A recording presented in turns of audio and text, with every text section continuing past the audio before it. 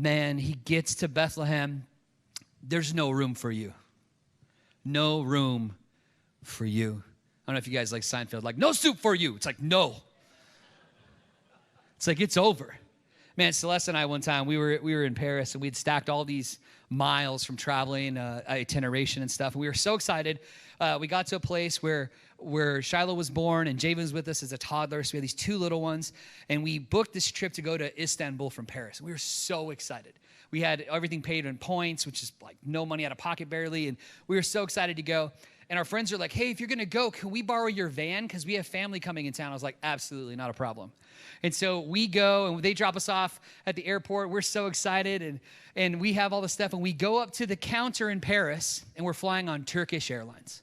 And so you have Turks and you have French people working together, sort of. And we go up, we have tickets, we're booked on the thing, and one complication after another.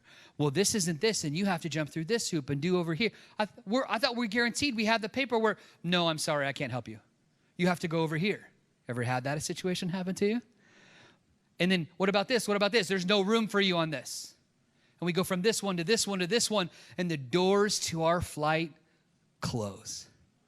We are there hours in advance. We're through security, all the things, with a baby, with a toddler. We're like, what is going on? And I'm like, well, at least we can take our van. No, we can't.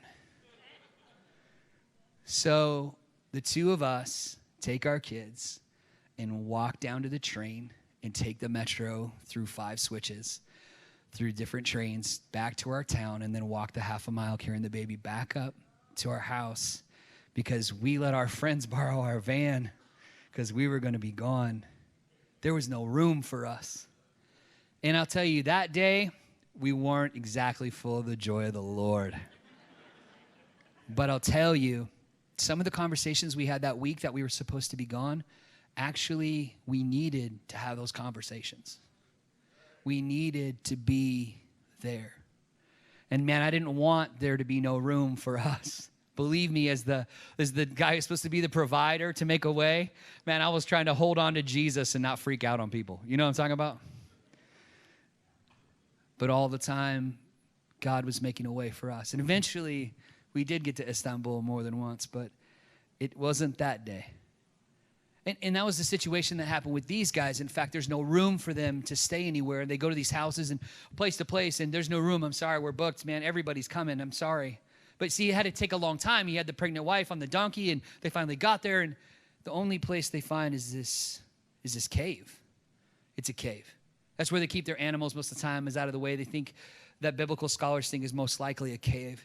And you think about that, looking into a cave, what that would have looked like with them tucked in there with those animals and whatnot.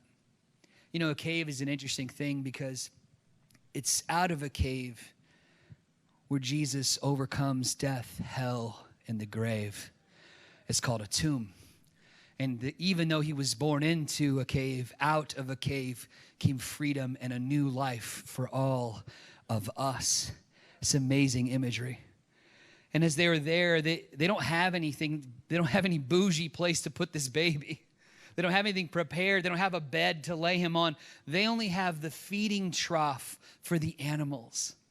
And so they take a manger and they make it into a makeshift crib. And it becomes this symbolism of the bread of life. It says in John 6, Jesus said to them, I am the bread of life. Whoever comes to me shall not hunger. Whoever believes in me shall never thirst. From those first moments when he was placed into that thing, they thought they were just throwing it together, but it was symbolism for people for all time that this child comes, that we would never be hungry spiritually again. Powerful.